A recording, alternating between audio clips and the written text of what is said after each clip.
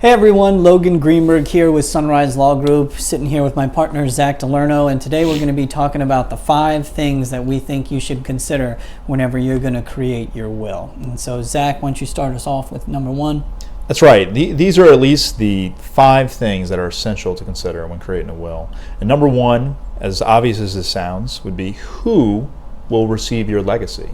So when I use the term legacy, that truly just means your entire estate, all the property you own at the time of your death, and who is going to receive it. It's the first question we would ask you when drafting a will. Most people leave it to their children, but you could leave it to anybody. You could leave it to a best friend. You could leave your legacy to a church, to an entity, to an organization. And it's just critical to actually think, who am I going to leave my legacy, my estate to?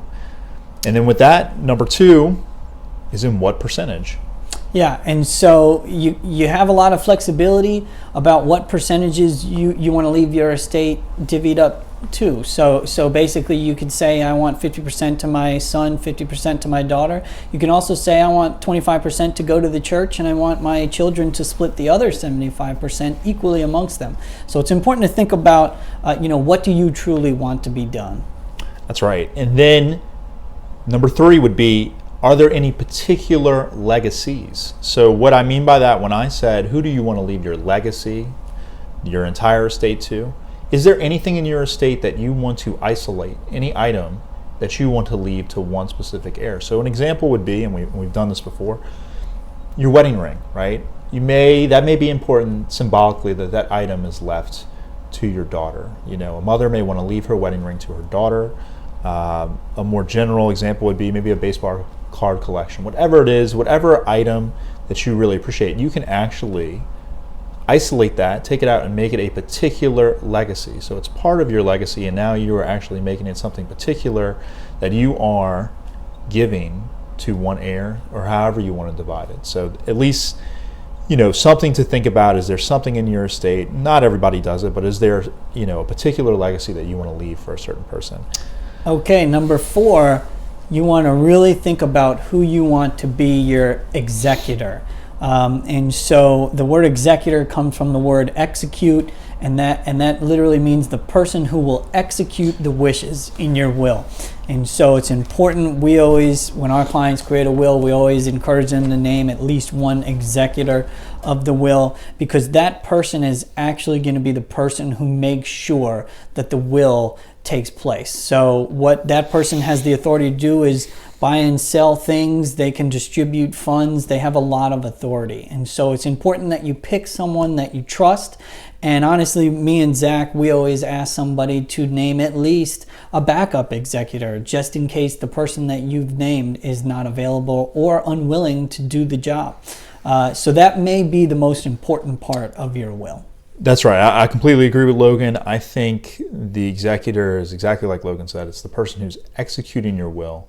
They have the legal authority. They will be the succession representative, right? And so if you've left the wedding ring to your daughter, it's the executor who's actually goes to court, opens succession, and has the authority and the responsibility to make sure that everything is distributed in accordance with your will. So it's extremely important to make sure that that's a trusted person, that they know your last wishes, that they have copies of your will.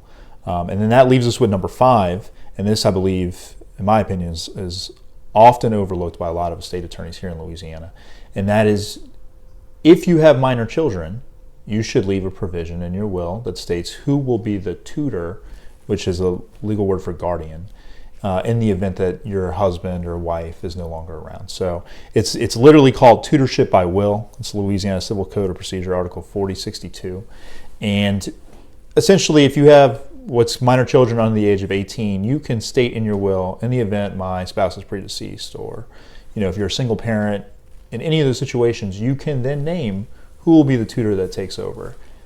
And that's crucial, right? That gives you, through your will, the ability, and Louisiana has at least provided for that, to name a custody arrangement in your will. So we always ask, all of our clients, if they have minor children, we like to at least take care of them, make sure that's in place, and it gives you some peace of mind.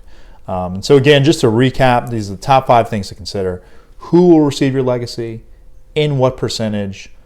Are there any particular legacies? Who should be named as your executor? And if you have minor children, who should be named as their legal guardian in the event that you pass away. With that, my name is Zach DeLerno, and again with my partner Logan Greenberg. And if you have any questions, please feel free to call us. We'd love to help you out.